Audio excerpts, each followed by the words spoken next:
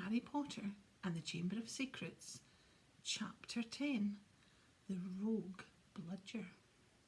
Since the disastrous episode of the Pixies, Professor Lockhart had not brought live creatures to class. Instead, he read passages from his books to them and sometimes reenacted some of the more dramatic bits. He usually picked Harry to help him with these reconstructions.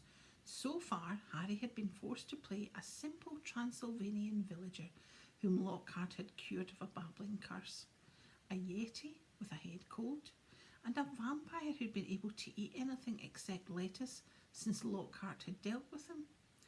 Harry was hauled to the front of the class during their very next defence against the dark arts lesson, this time acting as a werewolf. If he hadn't had a very good reason for keeping Lockhart in a good mood, he would have refused to do it. Nice loud howl, Harry. Exactly. And then, if you'll believe it, I pounced, like this, slammed him to the floor, thus with one hand. I managed to hold him down. With my other, I put my wand to his throat. I then screwed up my remaining strength and performed the immensely complex homorphous charm. He let out a pitiful moan. Go on, Harry, higher than that. Good. The fur vanished, the fangs shrank, and he turned back into a man. Simple, yet effective.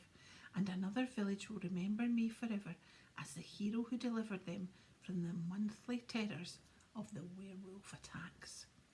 The bell rang and Lockhart got to his feet. Homework. Compose a poem about my defeat of the Wagga Wagga werewolf. Signed copies of the magical me to the author of the best one. The class began to leave. Harry returned to the back of the room where Ron and Hermione were waiting. Ready? Harry muttered. Wait till everyone's gone, said Hermione nervously. All right. She approached Lockhart's desk, a piece of paper clutched tightly in her hand. Harry and Ron right behind her. Professor Lockhart, Hermione stammered. I wanted to get this book out of the library, just for background reading. She held out a piece of paper, her hand shaking slightly. But the thing is, it's in the restricted section of the library, so I need a teacher to sign for it. I'm sure it would help me understand what you see in Gadding with Ghouls about slow-acting venoms. Ah, Gadding with Ghouls, said Lockhart, taking the note from Hermione and smiling wildly at her. Possibly my very favourite book. You enjoyed it? Oh, yes, said Hermione eagerly. So clever the way you trapped that last one with the tea strainer. Well, I'm sure no one will mind me giving the best student in the year a little extra help, said Lockhart warmly, and he pulled out an enormous peacock quill. Yes, nice, isn't it? He said, misreading the revolted look on Ron's face. I usually save it for book signings. He scrawled an enormous loopy signature on the note and handed it back to Hermione. So, Harry, said Lockhart while Hermione folded the note with fumbling fingers and slipped it into her bag. Tomorrow's the first Quidditch match of the season, I believe. Gryffindor against Slytherin, is it not? I hear you're a useful player. I was a seeker too. I was asked to try for the national squad, but I preferred to dedicate my life to the eradication of the dark forces. Still, if you ever feel the need to ask for a little private training, don't hesitate to ask. Always happy to pass on my expertise to less able players. Harry made an indistinct noise in his throat and then hurried after Ron and Hermione. I don't believe it, he said as the three of them aimed the signature. I don't believe it, he said as the three of them examined the signature on the note. He didn't even look at the book we wanted. That's because he's a brainless git, said Ron. But who cares? We've got what we needed. He's not a brainless git, said Hermione shrilly as they ran towards the library. Just because he said you were the best student in the year. They dropped their voices as they entered the muffled stillness of the library. Madame Pince, the librarian, was a thin, irritable woman who looked like an underfed vulture. Most potent potions, she repeated suspiciously, trying to take the note from Hermione. But Hermione wouldn't let go. I was wondering if I could keep it, she said breathlessly. Oh, come on, said Ron, wrenching it from her grasp and thrusting it at Madame Pince. We'll get you another autograph. Lockhart will sign anything if it stands still long enough. Madame Pince held the note up to the light as though determined to detect forgery, but it passed the test. She stalked away between the lofty shelves and returned several minutes later, carrying a large and mouldy-looking book. Hermione put it carefully into her bag and they left, trying not to walk too quickly or look too guilty. Minutes later they were barricaded in Moaning Myrtle's out-of-order bathroom once again. Hermione had overridden Ron's objections by pointing out it was the last place anyone in their right minds would go, so they were guaranteed some privacy. Moaning Myrtle was crying noisily in her cubicle, but they were ignoring her, and she them. Hermione opened Most Potent Potions carefully, and the three of them bent over the damp, spotted pages. It was clear from a glance why it belonged in the restricted section. Some of the potions had effects almost too gruesome to think about, and there were some very unpleasant illustrations, which included a man who seemed to have been turned inside out, and a witch sprouting several extra pairs of arms out of her head. Here it is, said Hermione excitedly, as she found the page headed The Polyjuice Potion. It was decorated with drawings of people halfway through transforming into other people. Harry sincerely hoped the artist had imagined the looks of intense pain on their faces. This is the most complicated potion I've ever seen, said Hermione as they scanned the recipe. Lacewing flies, leeches, fluxweed and knotgrass, she murmured, running her finger down the list of ingredients. Well, they're easy enough. They're in the student store cupboard. We can help ourselves. Ooh, look, powdered horn of bicorn. I don't know where we're going to get that. Shredded skin of a boomslang. That'll be tricky too. And of course, a bit of whoever we want to change into. Excuse me, said Ron sharply. What do you mean, a bit of whoever we're changing into? I'm drinking nothing with crab's toenails in it. Hermione continued as though she hadn't heard him. We don't have to worry about that bit yet, because we add those bits last. Ron turned speechless to Harry, who had another worry. Do you realise how much we're going to have to steal, Hermione? Shredded skin of boomslang? That's definitely not in the students' cupboard. What are we going to do? Break into Snape's private stores? I don't know if this is a good idea. Hermione shut the book with a snap. Well, if you two are going to chicken out, fine, she said. There were bright pink patches on her cheeks and her eyes were brighter than usual. I don't want to break rules, you know. I think threatening Muggleborns is far worse than brewing up a difficult potion. But if you don't want to find out if it's Malfoy, I'll go straight back to Madame Pince now and hand the book back in. I'd never thought I'd see the day when you'd be persuading us to break rules, said Ron. All right, we'll do it, but not toenails, okay? How long will it take to make anyway, said Harry. Hermione, looking happier, opened the book again. Well, as the fluxweed has got to be picked at the full moon and the lacewings have got to be stewed for 21 days, I'd say it'd be ready in about a month if we can get all the ingredients. A month, said Ron. Malfoy could have attacked half the Muggleborns in the school by then. But Hermione's eyes narrowed dangerously again, and he added swiftly, But it's the best plan we've got, so full steam ahead, I say. However, while Hermione was checking that the coast was clear for them to leave the bathroom, Ron muttered to Harry, It'll be a lot less hassle if you can just knock Malfoy off his broom tomorrow. Harry woke early on Saturday morning and lay for a while, thinking about the coming Quidditch match.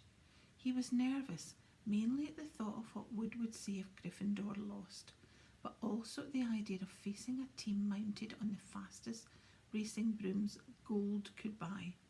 He'd never wanted to beat Slytherin so badly.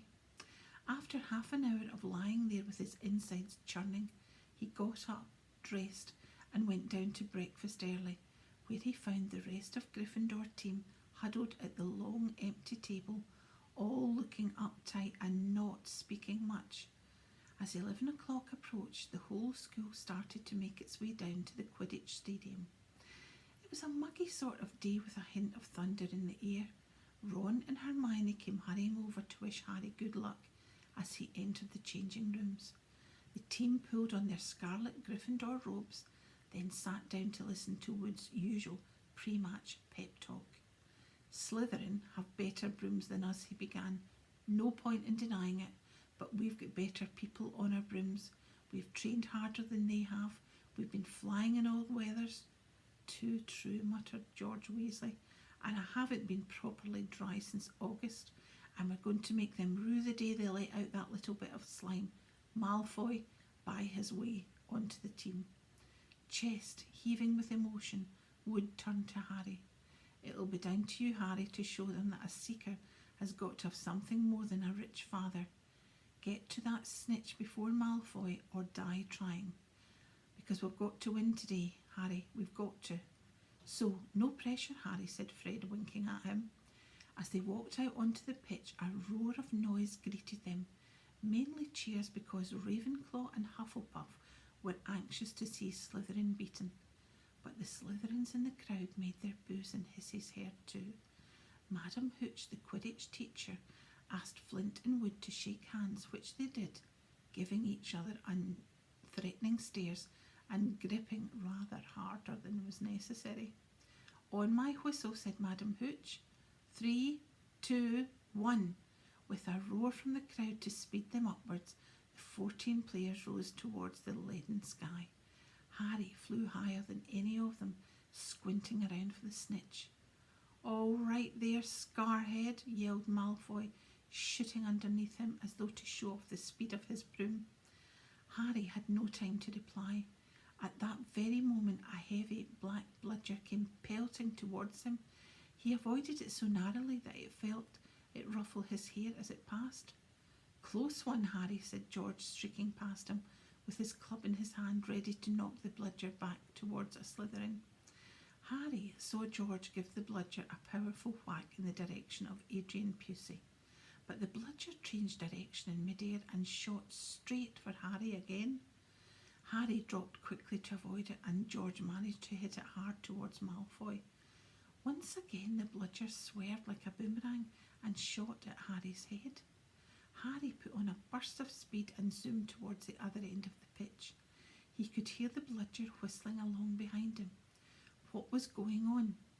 Bludgers never concentrated on one player like this. It was their job to try and unseat as many people as possible. Fred Weasley was waiting for the bludger at the other end. Harry ducked as Fred swung at the bludger with all his might. The bludger was knocked off course. That's done it, Fred yelled happily. But he was wrong. As though it was magnetically attracted towards Harry, the bludger pelted after him once more, and Harry was forced to fly off at full speed. It had started to rain. Harry felt heavy drops fall onto his face, splattering onto his glasses.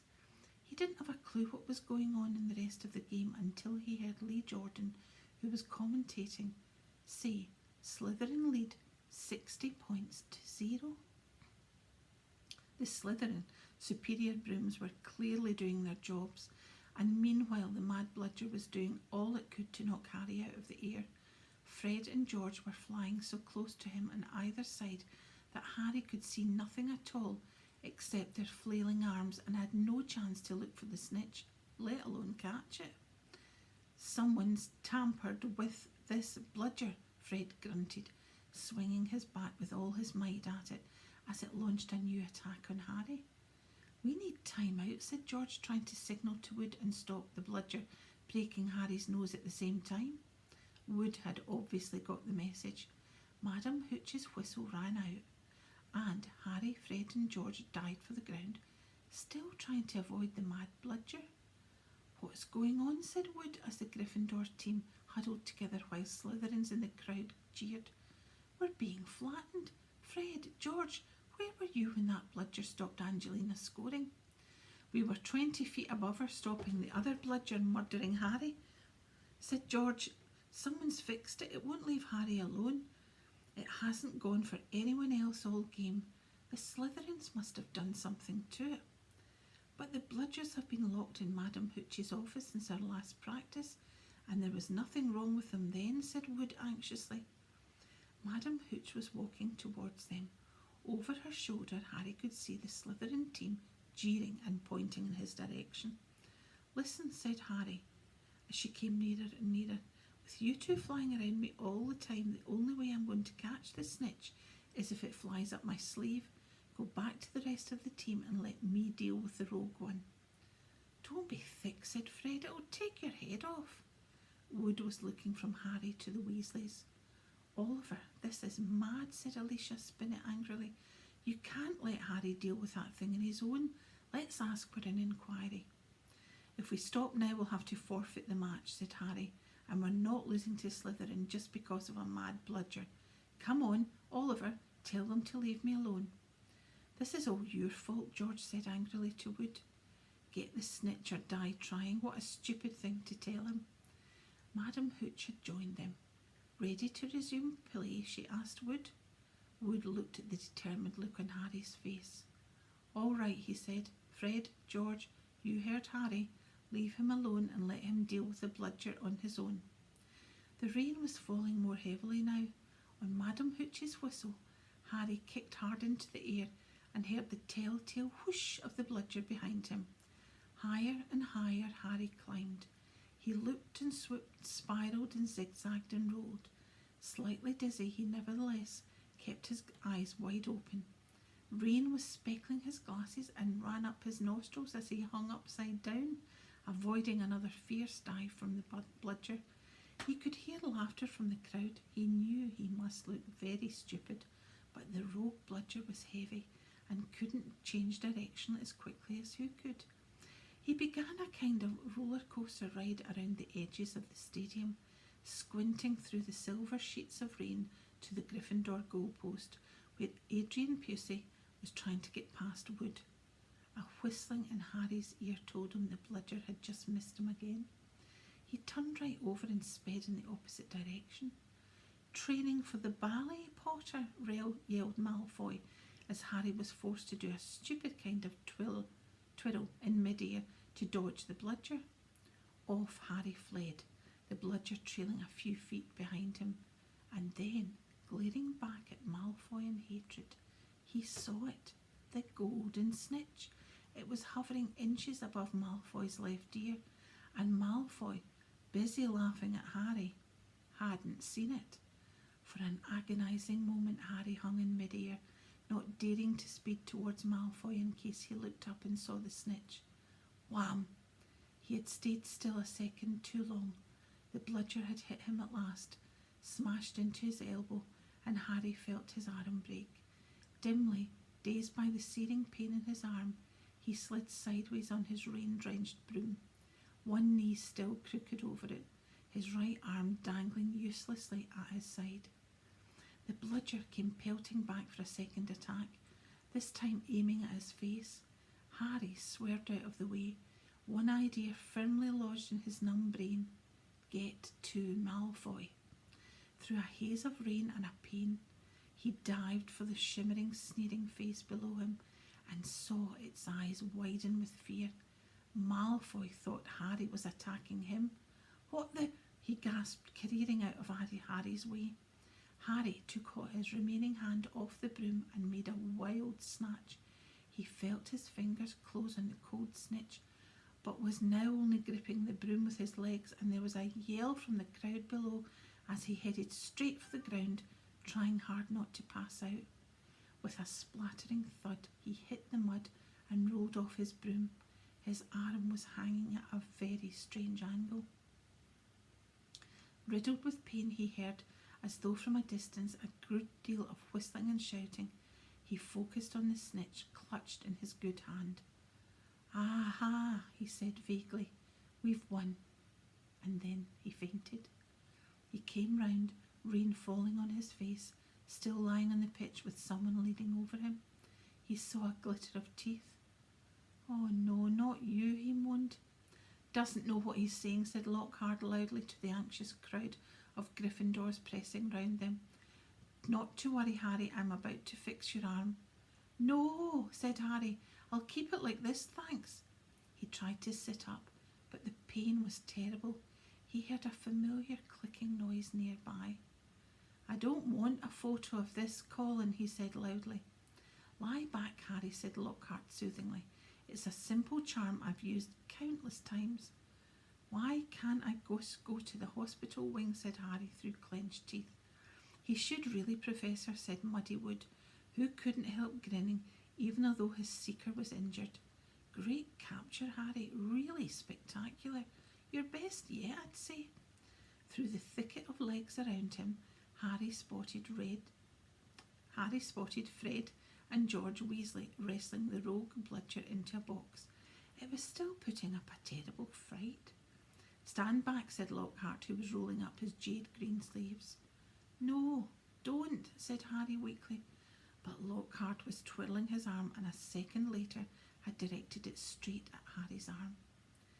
A strange and unpleasant sensation started at Harry's shoulder and spread all the way down to his fingertips. It felt as though his arm was being deflated.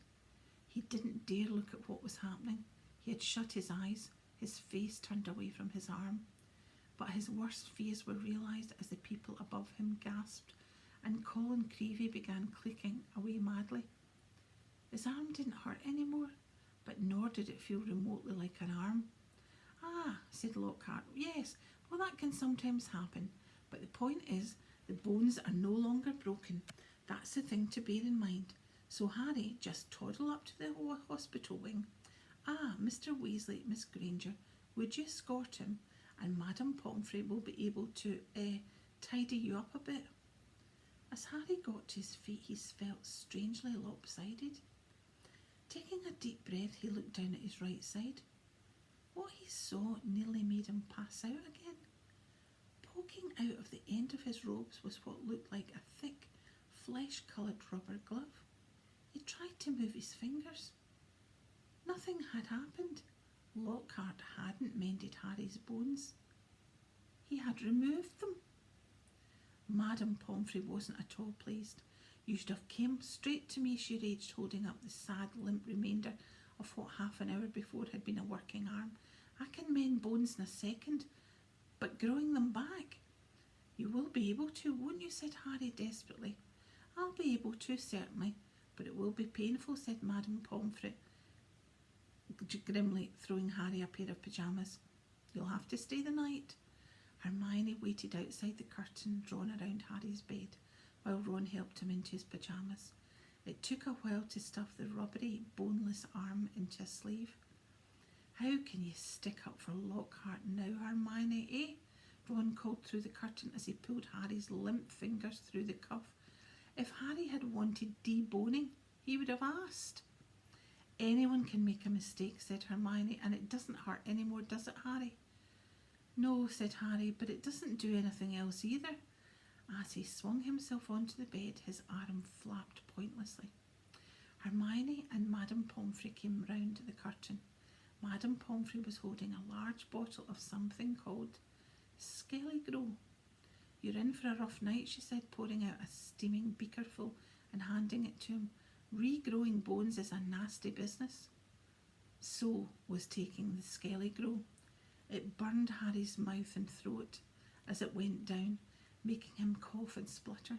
Still tut-tutting about dangerous sports and inept teachers, Madame Pomfrey retreated, leaving Ron and Hermione to help Harry gulp down some water. "We won though," said Ron, a grin breaking across his face. "That was some catch you made." Malfoy's face. He looked ready to kill. "I want to know how he fixed that bludger," said Hermione darkly. "We can add that to the list of questions we'll ask him when we've taken the Polyjuice potion," said Harry, sinking back into his pillows. "I hope it tastes better than this stuff. If it's got bits of Slytherins in it, you've got to be joking," said Ron. The door of the hospital wing burst open at that moment. Filthy and soaking wet, the rest of the Gryffindor team had arrived to see Harry. "Unbelievable flying, Harry," said George. "I've just seen Marcus Flint yelling at Malfoy. Something about having the snitch on top of his head and not noticing." Malfoy didn't seem too happy. They had brought cakes, sweets and bottles of pumpkin juice.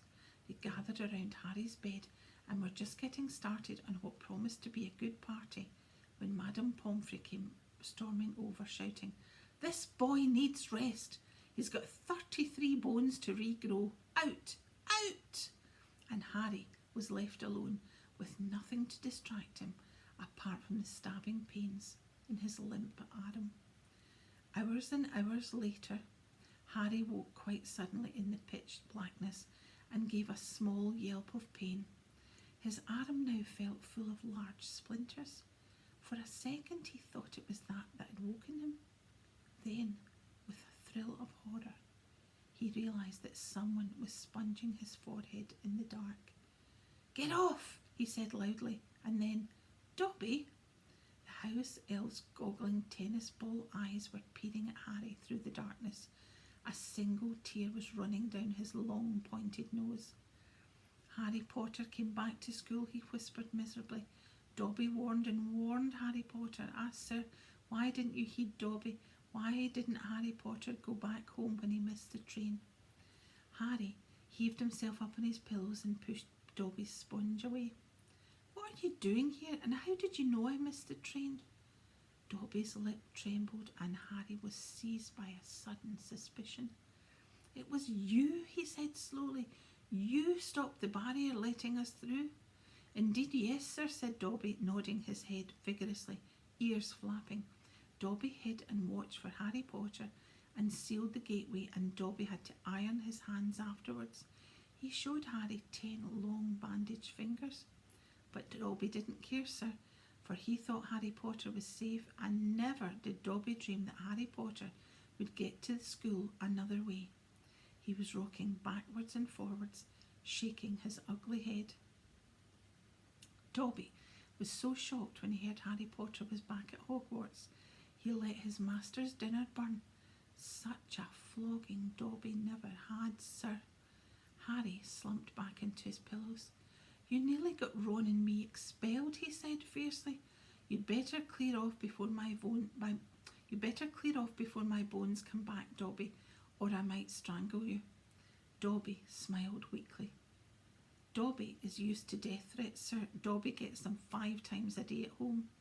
He blew his nose in a corner of the filthy pillowcase he wore, looking so pathetic that Harry felt his anger ebb away in spite of himself. "Why do you wear that thing, Dobby?" he asked curiously. "This, sir," said Dobby, plucking at the pillowcase. "'Tis a mark of the house elf's enslavement, sir. Dobby can only be freed if his masters present him with clothes, sir. The family is careful not to pass Dobby even a sock, sir, for then he would be free to leave their house forever." Dobby mopped his bulging eyes and said suddenly, "Harry Potter must go home. Dobby thought his bludger would be enough to make." "Your bludger?" said Harry, anger rising once more. "What do you mean, your bludger? You made that bludger try and kill me." "Not kill you, sir, never kill you," said Dobby, shocked. "Dobby wants to save Harry Potter's life. Better sent home grievously injured than remain here, sir. Dobby only wanted Harry Potter hurt enough to be sent home." "Oh, is that all?" said Harry angrily. "I don't suppose you're going to tell me why you want to send me home in pieces." "Ah, if Harry Potter only knew," Dobby groaned. More tears dripped onto his ragged pillowcase. "If he knew what he means to us, the lowly, the enslaved, us dregs of the magical world." Dobby remembered how it was when he who must not be named was at the height of his power, sir. We house elves were treated like vermin, sir. Of course, Dobby is still treated like that, sir, he admitted, drying his face on the pillowcase. "But mostly, sir, life has improved for my kind since you triumphed over he who must not be named. Harry Potter survived, and the Dark Lord's power was broken. It was a new dawn, sir, and Harry Potter shone like a beacon of hope for those of us who thought the dark days would never end, sir. And now at Hogwarts, terrible things are to happen, are perhaps happening already, and Dobby cannot let Harry Potter stay here now that history is to repeat itself, now that the Chamber of Secrets is open once more. Dobby froze, horror-struck, then grabbed Harry's water jug from his bedside table and cracked it over his own head, toppling out of sight. A second later, he crawled back into the bed, cross-eyed, muttering, "Bad Dobby, very bad Dobby." "So there is a Chamber of Secrets," Harry whispered. And did you say it's been opened before? Tell me, Dobby." He seized the elf's bony wrist as Dobby's hand inched towards the water jug. "But I'm not Muggle-born. How can I be in danger from the chamber?" "Ah, sir, ask no more of poor Dobby," stammered the elf, his eyes huge in the dark. "Dark deeds are planned in this place, but Harry Potter must not be here when they happen. Go home, Harry Potter, go home. Harry Potter must not meddle in this. It's too dangerous, sir." "Who is it, Dobby?" Harry said, keeping a firm hold on Dobby's wrist to stop him hitting himself with the water jug again. "Who's opened it? Who opened it the last time?" "Dobby can't, sir, Dobby can't. Dobby mustn't tell," squealed the elf. "Go home, Harry Potter, go home." "I'm not going anywhere," said Harry fiercely. "One of my best friends is Muggle-born. She'll be first in line if the chamber really has been opened." "Harry Potter risks his own life for his friends," moaned Dobby, in a kind of miserable ecstasy. "So noble, so valiant, but he must save himself, he must. Harry Potter must not." Dobby suddenly froze, his bat ears quivering. Harry heard it too. There were footsteps coming down the passageway outside. "Dobby must go," breathed the elf, terrified. There was a loud crack and Harry's fist was suddenly clenched on thin air. He slumped back into the bed, his eyes on the dark doorway to the hospital wing as the footsteps drew nearer. Next moment, Dumbledore was backing into the dormitory, wearing a long woolly dressing gown and a nightcap. He was carrying one end of what looked like a statue. Professor McGonagall appeared a second later, carrying its feet. Together they heaved it onto a bed. "Get Madame Pomfrey," whispered Dumbledore, and Professor McGonagall hurried past the end of Harry's bed out of sight. Harry lay quite still, pretending to be asleep. He heard urgent voices, and then Professor McGonagall swept back into view, closely followed by Madame Pomfrey, who was pulling a cardigan on over her nightdress. He heard a sharp intake of breath. "What happened?" Madame Pomfrey whispered to Dumbledore, bending over the statue on the bed. "Another attack," said Dumbledore. "Minerva found him on the stairs." "There was a bunch of grapes next to him," said Professor McGonagall. We think he was trying to sneak up here to visit Potter." Harry's stomach gave a horrible lurch. Slowly and carefully, he raised himself a few inches so he could look at the statue on the bed. A ray of moonlight lay across its staring face. It was Colin Creevey. His eyes were wide and his hands were stuck up in front of him, holding his camera. "Petrified?" whispered Madame Pomfrey. "Yes," said Professor McGonagall, "but I shudder to think, if Albus hadn't been on the way downstairs for hot chocolate, who knows what it might have been." The three of them stared down at Colin. Then Dumbledore leaned forward and prized the camera out of Colin's rigid grip. "You don't think he managed to get a picture of his attacker?" said Professor McGonagall eagerly. Dumbledore didn't answer. He prized open the back of the camera. "Good gracious," said Madame Pomfrey. A jet of steam had hissed out of the camera. Harry, 3 beds away, caught the acrid smell of burnt plastic. "Melted," said Madame Pomfrey wonderingly. "All melted." "What does this mean, Albus?" Professor McGonagall asked urgently. "It means," said Professor Dumbledore, "that the Chamber of Secrets is indeed open again." Madame Pomfrey clapped a hand to her mouth. Professor McGonagall stared at Dumbledore. But Albus, surely, who? The question is not who, said Dumbledore, his eyes on Colin. The question is how. And from what Harry could see of Professor McGonagall's shadowy face, she didn't understand this any better than he did.